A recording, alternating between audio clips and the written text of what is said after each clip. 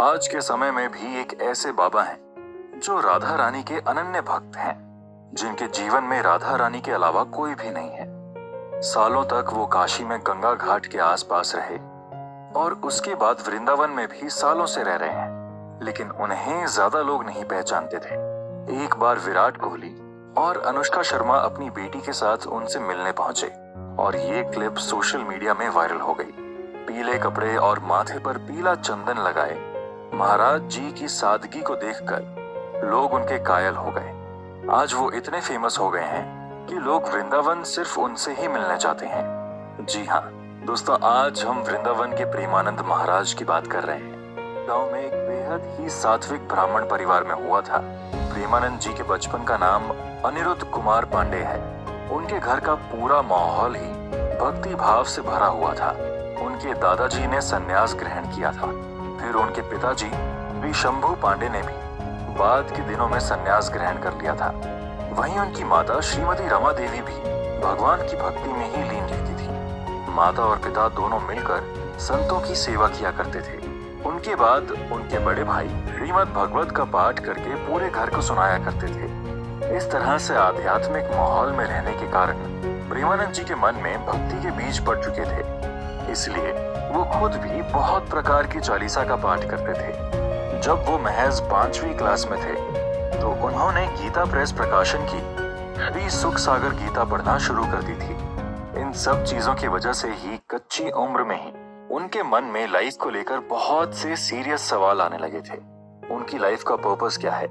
अगर उनके माता पिता मर गए तो उन्हें प्यार कौन करेगा? क्या उन्हें कोई हमेशा प्यार कर सकता है? उन्हें अपने स्कूल लाइफ पर भी डाउट होने लगा। उन्होंने खुद से क्वेश्चन किया कि क्या स्कूल जाकर उनके स्पिरिचुअल गोल कंप्लीट हो सकते हैं?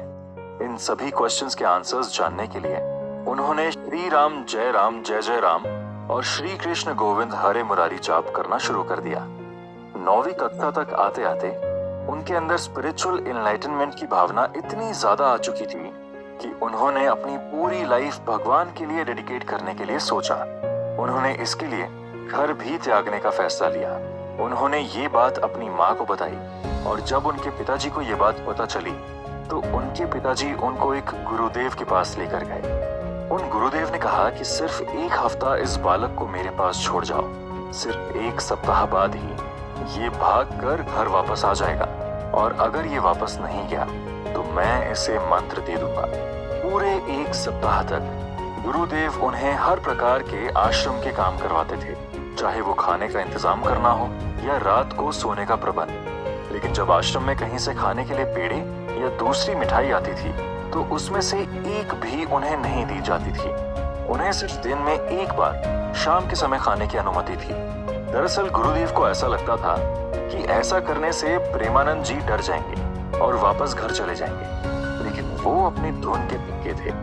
उन्होंने तय कर लिया था कि उन्हें भगवान की भक्ति करके ही पूरी जिंदगी गुजारनी है। इसलिए पूरे 7 दिनों वो पूरी शिद्दत से हर काम करते रहे। 7 दिन के बाद गुरुदेव ने प्रेमानंद जी को एक मंत्र दिया, लेकिन वो सिर्फ यहाँ ही नहीं रुके। उसके बाद उन्होंने प्रेमानंद जी को दोपहर में बुलाकर एक श्री कृष्ण जी का भी मंत्र दिया। वैसे तो अक्सर जाप करने के लिए एक ही मंत्र दिया जाता है, इसलिए जब प्रेमानंद जी ने गुरुदेव से पूछा कि उन्हें 2 मंत्र क्यों दिए गए हैं और क्या उन्हें दोनों ही मंत्र का जाप करना है, तब उन्होंने कहा कि श्री कृष्ण जी का मंत्र का जाप तुम्हें बाद में करना पड़ सकता है और ये बात तुम्हें बाद में पता चलेगी। हुआ भी कुछ वैसा ही। लाइफ के काफी साल गुजारने के बाद प्रेमानंद जी जब कृष्ण और राधा जी के प्रति आकर्षित हुए तो वो उसी मंत्र का जाप करने लगे। इस तरह से उनके गुरुदेव की बात सही साबित हुई। जब उनकी उम्र सिर्फ 13 साल की थी तभी उन्होंने एक टफ डिसीजन लिया। वो रात को 3 बजे अपना घर छोड़कर भाग गए। काशी जाने के बाद एक बार उनके पिताजी उन्हें वापस ले जाने के लिए भी आए, लेकिन वो अपने डिसीजन पर कायम रहे। वो सिर्फ और सिर्फ भगवान को अपना मानना चाहते थे। इसीलिए उनके पिता ने उन्हें कहा कि तुम्हारे बारे में कुछ भी गलत सुनने में नहीं आना चाहिए। तब उन्होंने अपने पिता को प्रॉमिस किया कि वो कभी भी गलत रास्ते पर नहीं चलेंगे। इस प्रकार से अपने बचपन में ही प्रेमानंद जी घर छोड़कर काशी आ गए थे। काशी आकर सबसे पहले प्रेमानंद जी ने जब नैष्ठिक ब्रह्मचर्य लिया तो उनका नाम आनंद स्वरूप ब्रह्मचारी रखा गया। बाद में उन्होंने संन्यास भी ले लिया, जिसमें उनका नाम स्वामी आनंद आश्रम रखा गया। प्रेमानंद जी ने लगभग अपना आधा जीवन काशी में ही गुजारा था। वहां वो गंगा जी के घाट के किनारे रहा करते थे। वो दिन में 3 बार गंगा जी में स्नान करते थे और भूख लगने पर पास में ही भिखारियों के बीच में बैठकर भिक्षा ग्रहण करते थे। ऐसा भी वो सिर्फ दिन में 1 बार कुछ समय के लिए करते थे। इतने समय में अगर उन्हें कोई कुछ दे गया तो ठीक, वरना वो दिन भर भूखे ही रहते थे और सिर्फ गंगा जल पीकर ही काम चलाते थे। वो कई दिनों तक उपवास भी करते थे। ऐसे में उन्हें ना अपने कपड़ों की परवाह होती थी और ना खाने की। वो बस परम ब्रह्मा की साधना में ही लगे रहते थे। कहते हैं कि सालों की साधना के बाद उन्हें शिव जी का आशीर्वाद भी मिला था। एक दिन प्रेमानंद जी रोज के नियम अनुसार तुलसी घाट पर बैठकर ध्यान लगा रहे थे। तभी उन्हें ध्यान में ही विचार आने लगा कि वृंदावन कैसा होगा, वहां के लोग कैसे होंगे। वैसे तो वो शंकर भगवान का ध्यान लगाते थे। ऐसे में श्री कृष्ण की नगरी वृंदावन के बारे में उन्होंने ज्यादा नहीं सोचा और ये बात गुजर गई। लेकिन एक दिन वापस से जब वो ध्यान कर रहे थे तो एक साधु उनके पास आए, जिन्हें वो नहीं जानते थे। वो उन्हें बोले कि भाई जी, श्री राम शर्मा आचार्य ने काशी के कॉलेज में कुछ धार्मिक क्रियाक्रम का आयोजन किया है और जिसमें दिन में श्री चैतन्य लीला और रात में रास लीला का मंचन होगा। ऐसे में आपको भी साथ चलना चाहिए। प्रेमानंद जी को अकेले रहना ही पसंद था और भीड़ भाड़ में जाना बिल्कुल भी पसंद नहीं था। इसलिए उन्होंने उस साधु को कहा कि आप चले जाइए, मुझे जाने की जरूरत नहीं है। लेकिन वो साधु फिर बोले कि श्रीधाम वृंदावन से लीला करने कलाकार आए हैं, ऐसे में उन्हें भी साथ में चलना ही चाहिए। लेकिन फिर से प्रेमानंद जी ने मना कर दिया। लेकिन प्रेमानंद जी को लगा कि ये महात्मा इतना जिद क्यों कर रहे हैं, जरूर इसके पीछे भगवान शंकर की कोई इच्छा होगी। ये सोचकर वो उनके साथ चले गए। दिन के समय श्री चैतन्य लीला चल रही थी। उन्हें लीला देखकर इतना आनंद आने लगा कि वो रात में रास लीला शुरू होने से पहले ही पहुंच गए। उस दिन के बाद पूरे 1 महीने तक प्रेमानंद जी लीला देखने जाते थे। उन्हें भी ये पता नहीं चला कि कैसे 1 महीना निकल गया। अब उन्हें लगने लगा था कि कृष्ण और राधा जी की लीला देखे बिना वो नहीं जी पाएंगे।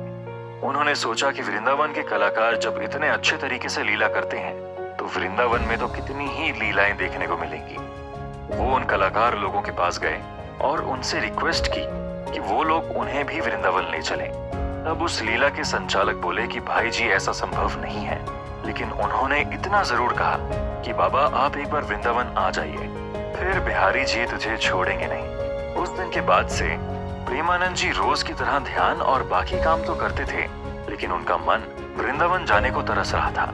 एक दिन तुलसी घाट पर वो ध्यान कर रहे थे। तभी संकट मोचक हनुमान मंदिर के बाबा युगल किशोर उनके पास प्रसाद लेकर आए और उन्हें दिया। पहले तो प्रेमानंद जी ने मना कर दिया क्योंकि वो उन्हें जानते नहीं थे। लेकिन बाबा युगल किशोर ने कहा कि उन्हें अंदर से प्रेरणा आई है कि ये प्रसाद आपको ही देना चाहिए। इतना सुनने के बाद प्रेमानंद जी ने प्रसाद खा लिया। युगल किशोर बाबा ने उन्हें अपनी कुटिया में चलने के लिए कहा, लेकिन प्रेमानंद जी ने ये कहकर मना कर दिया कि वो सन्यासी हैं और किसी गृहस्थ के घर नहीं जाते हैं। जब उन्होंने ये बताया कि वो भी सन्यासी हैं, तो वो उनके साथ चले गए। युगल किशोर जी ने उन्हें अपने हाथ से दाल चावल बनाकर खिलाया।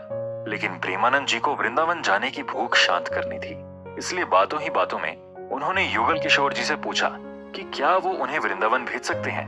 उन्होंने तुरंत ही इस बात के लिए हामी भर दी।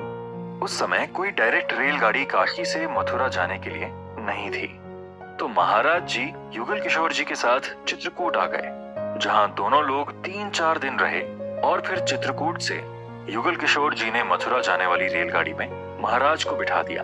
जब प्रेमानंद जी मथुरा जाने वाली ट्रेन में बैठे तो उन्हें 2 लोग मिले जो उनकी बातों से बहुत प्रभावित हुए।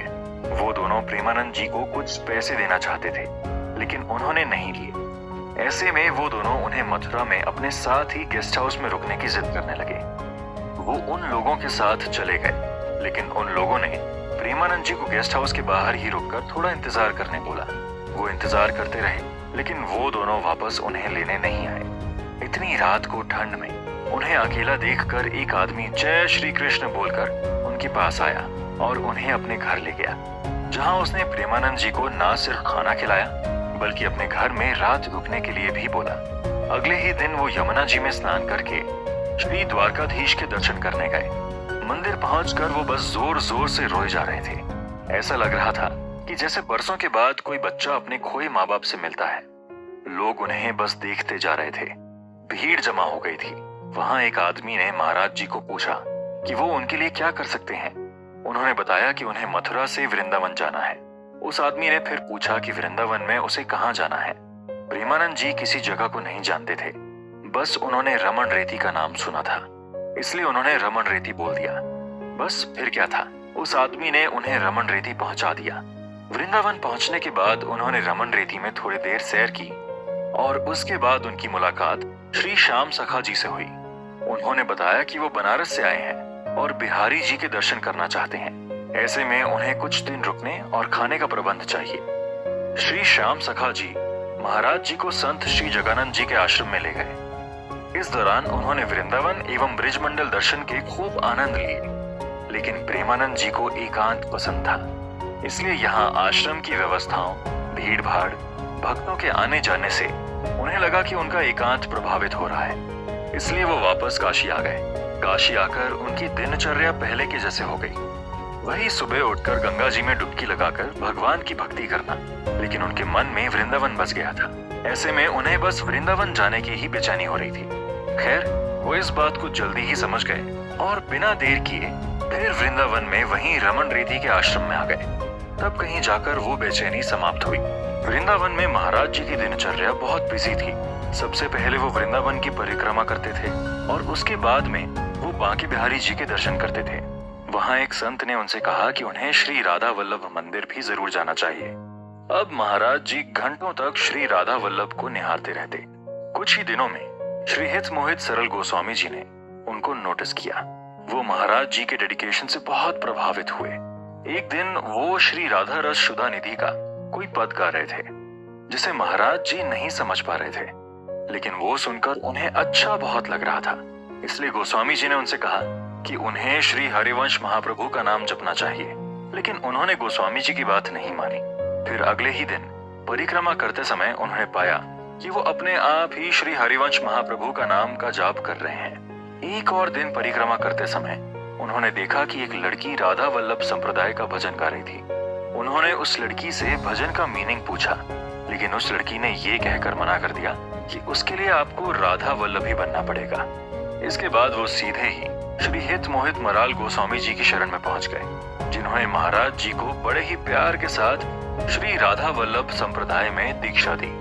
कुछ समय के बाद पूज्य श्री गोस्वामी जी ने ही प्रेमानंद जी को पूज्य श्री हित गोविंद शरण जी महाराज से मिलवाया, जो उनके गुरु भी बने। उनकी ही गाइडेंस में वो सब काम करते थे। पूज्य गुरुदेव श्री हित गोविंद शरण जी महाराज सहचारी भाव में रहने वाले प्रमुख संतों में से एक हैं, जिन्होंने प्रेमानंद जी को भी पूर्ण सहचारी भाव एवं नित्य विहार रस में दीक्षा दी। अगले 10 सालों तक महाराज जी ने श्री हित गोविंद शरण जी महाराज के आदेश किए गए हर काम को पूरे डेडिकेशन के साथ किया। इसी की वजह से उनके मन में श्री राधा जी के प्रति निष्ठा बहुत बढ़ गई। वो एक बार वृंदावन में अपने गुरुदेव के साथ परिक्रमा कर रहे थे। रास्ते में थकान दूर करने के लिए एक पेड़ के नीचे दोनों बैठ गए। तभी गुरु का आदेश हुआ कि माधुकरी, जिसे भिक्षा भी कहते हैं, मांग कर लाओ। साथ में उन्होंने ये भी कहा था कि ब्रिजवासियों से कभी भी उनकी जाति मत पूछना, चुपचाप भिक्षा मांगना, वो जो भी बोले सिर नीचा करके सुनते रहना और भिक्षा लेकर ही आना। ऐसा इसलिए क्योंकि समस्त ब्रिजवासी कोई सामान्य मनुष्य नहीं है और यदि इनकी छूटन भी मिल जाए तो भी सब अच्छा ही हो जाएगा। आदेश पाकर प्रेमानंद जी महाराज एक घर जाकर भिक्षा मांगने लगे तो एक महिला ने आकर एक रोटी पर प्याज की चटनी रखकर महाराज जी के हाथों में रख दी। तभी अचानक उस घर के अंदर से एक सुअर निकला, क्योंकि वो महिला अपने घर में सुअर पाले हुए थी। ये देखकर महाराज जी बहुत ही अनकंफर्टेबल हो गए और चुपचाप अपने गुरुजी के पास आकर सारी बात बताई।